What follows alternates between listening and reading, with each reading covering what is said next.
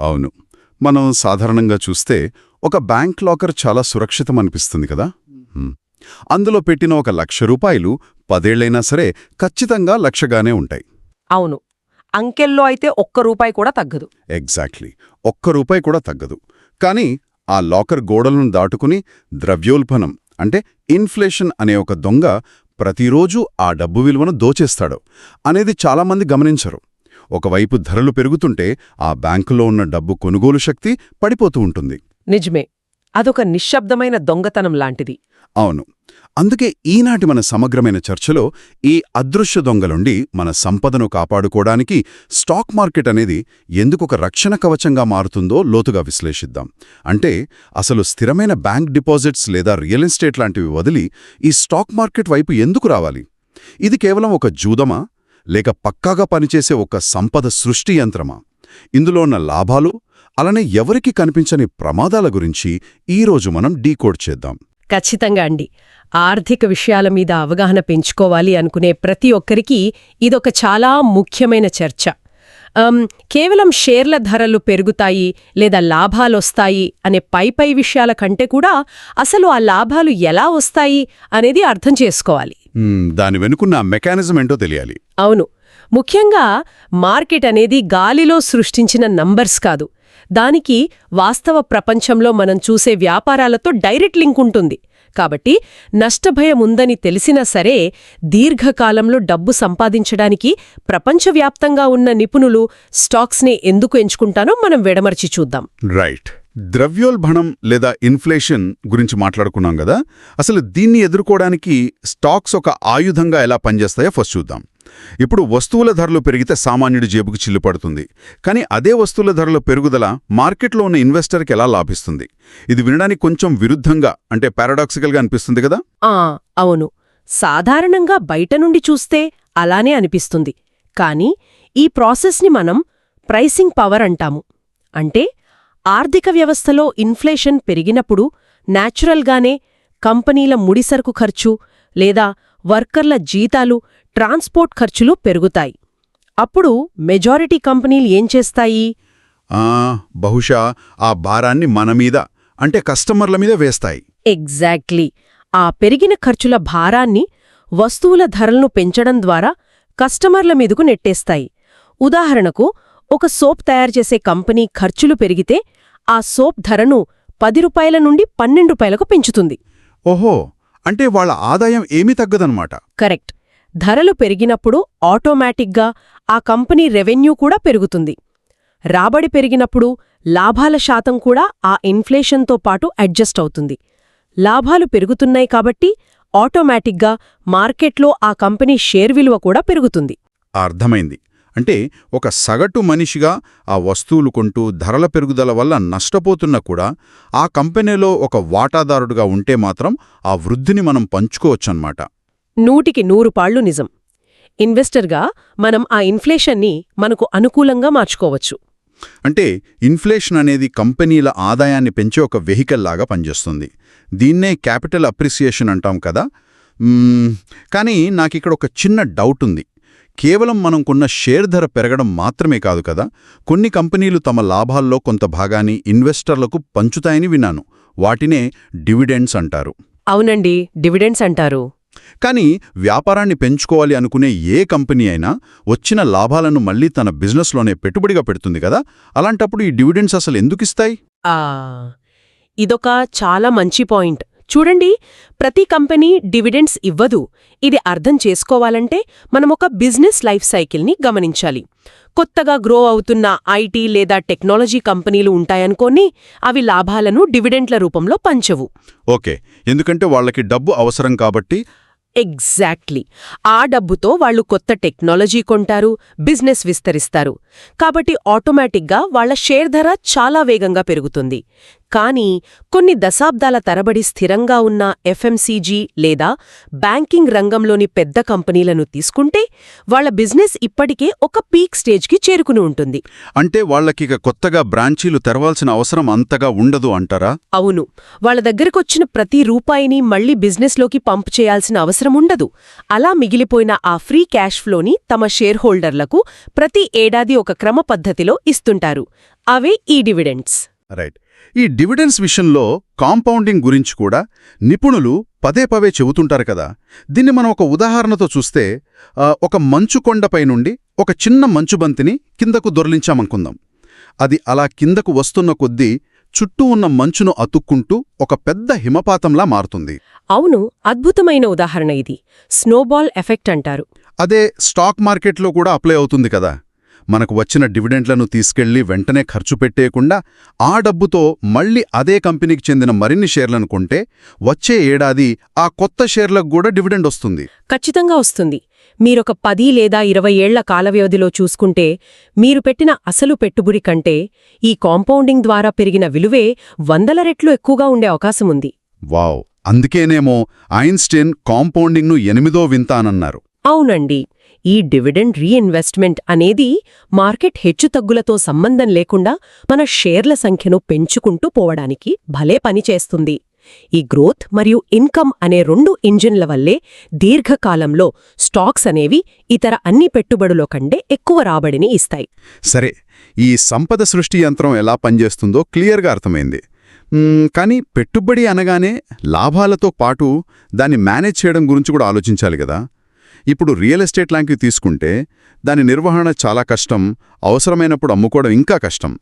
కానీ స్టాక్స్ని నిర్వహించడం చాలా ఈజీ అని, ఇందులో లిక్విడిటీ చాలా ఎక్కువ అని వింటుంటాం. ఇదెలా సాధ్యం? లిక్విడిటీ అనేది ఒక ఆస్తికి చాలా చాలా కీలకమైన విషయం. ఇప్పుడు ఉదాహరణకి ఒక వ్యక్తి తన అవసరం కోసం ₹1,00,00,000 విలువైన ఒక ప్లాట్ని అమ్మాలి అనుకున్నాడనుకోండి. ఏం జరుగుతుంది?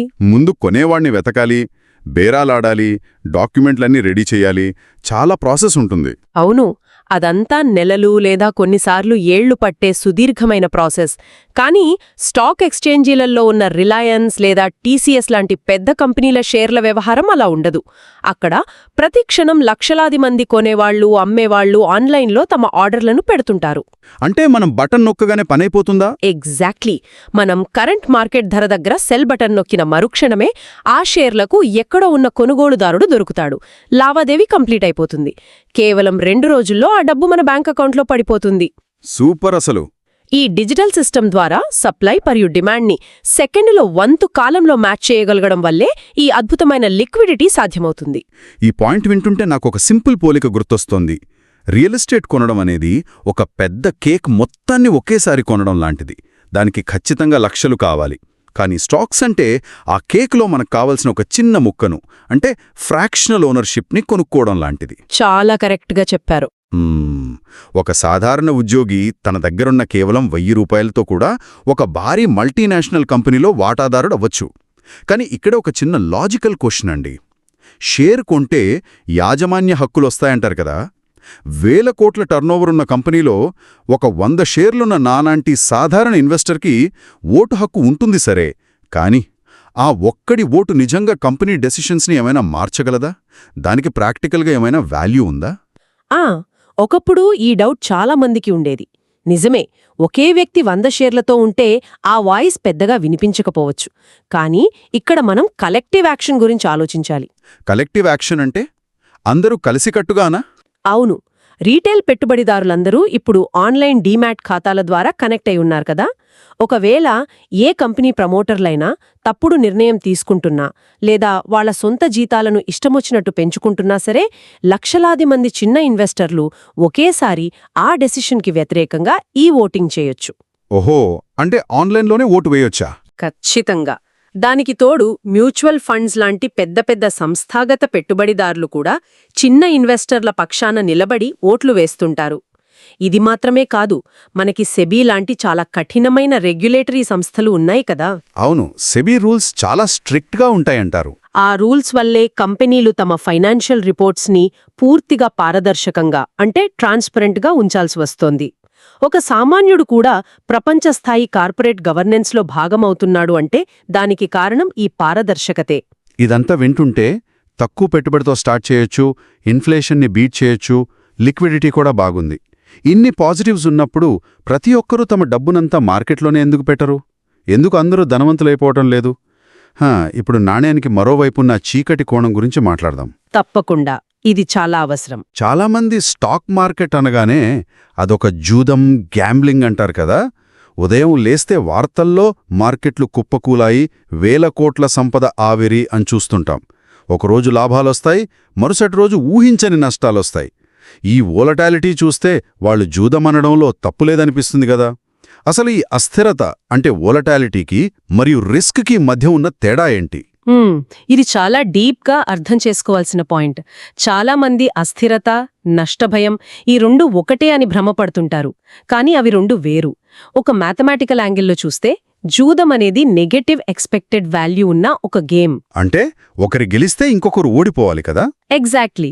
కానీ స్టాక్ మార్కెట్ అలా కాదు. ఇది మనుషుల తెలివితేటలు, కంపెనీల గ్రోత్ పైన ఆధారపడిన సిస్టమ్.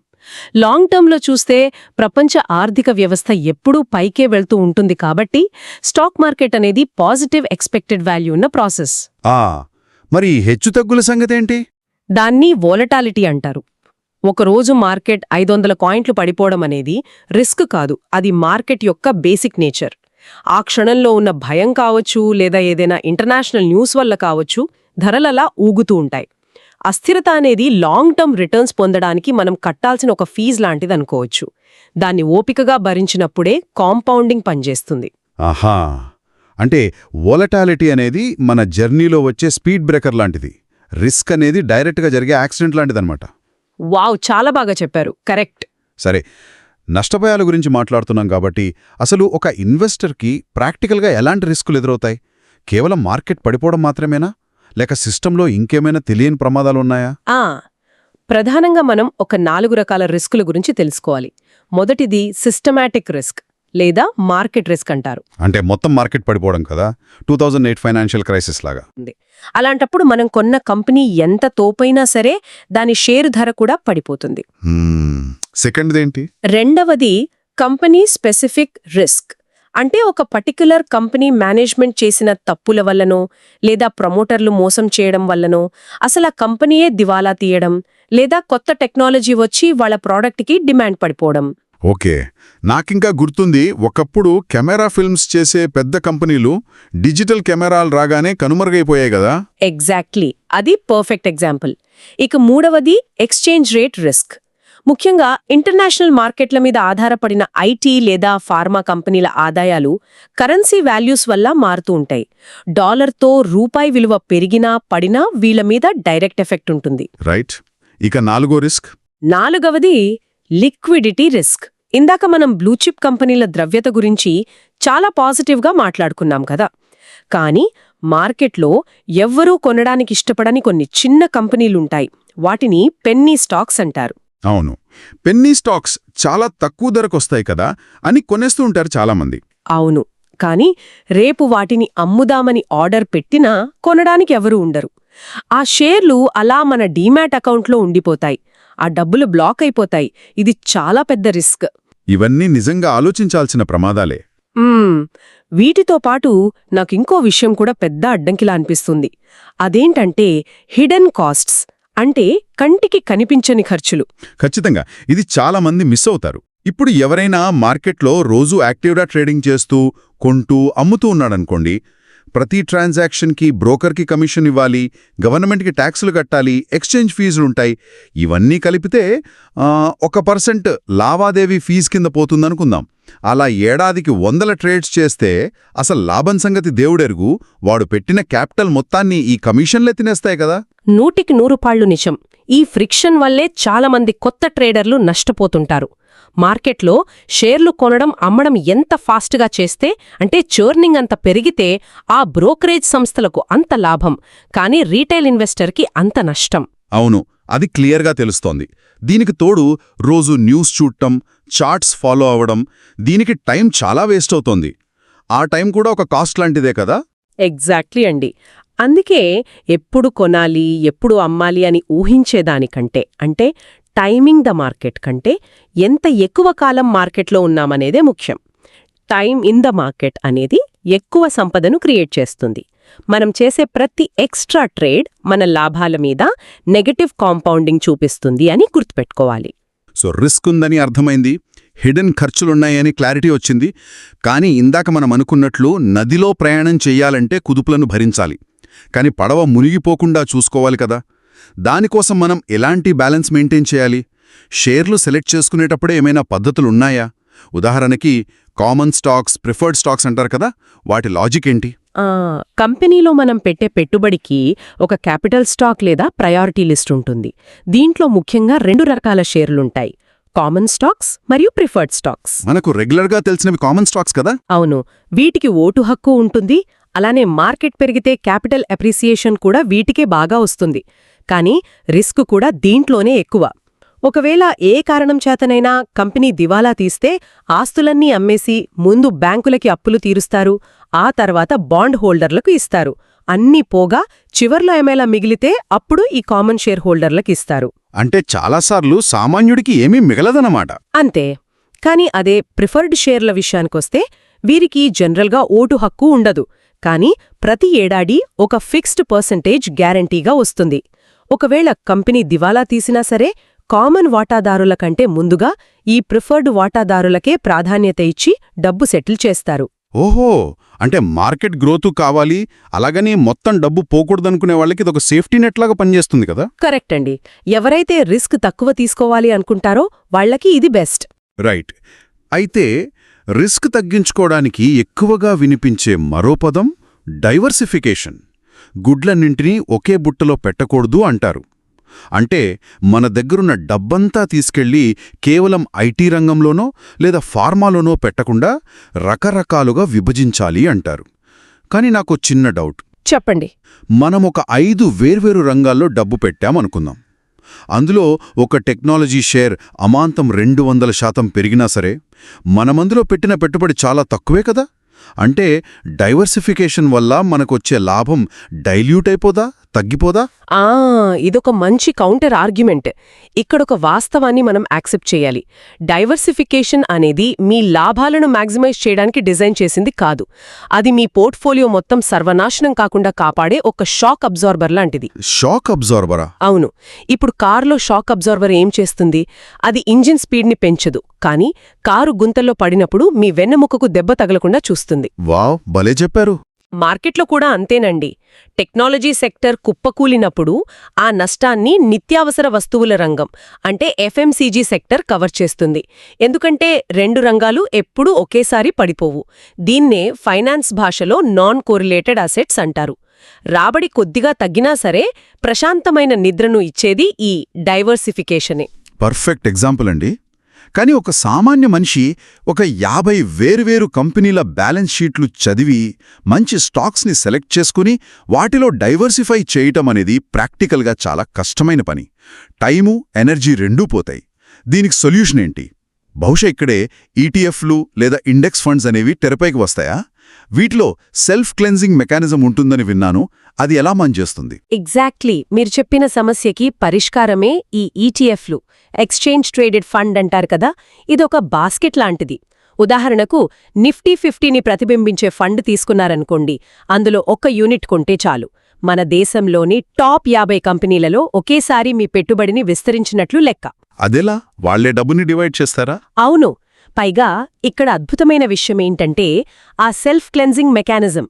ఇప్పుడు ఆ 50 కంపెనీల్లో ఒక కంపెనీ పర్ఫార్మెన్స్ బాగోలేక దాని షేరు ధర పడిపోయిందనుకోండి, ఆటోమేటిక్గా నిఫ్టీ కమిటీ వాళ్లు ఆ కంపెనీని ఇండెక్స్లో నుండి బయటకు పంపేస్తారు. ఓకే, మరి దాని ప్లేస్లోకి కొత్తగా బాగా గ్రో అవుతున్న మరో మంచి కంపెనీని తీసుకొస్తారు.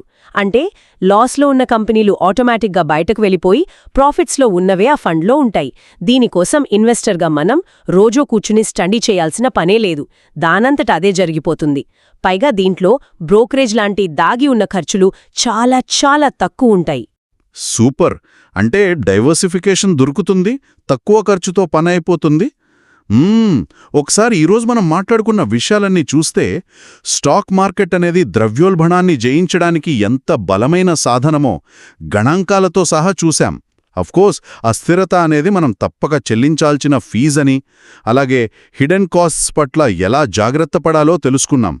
చివరగా ఈటీఎఫ్లతో లాంగ్ టర్మ్లో సేఫ్గా ఎలా ఉండాలో అర్థమైంది.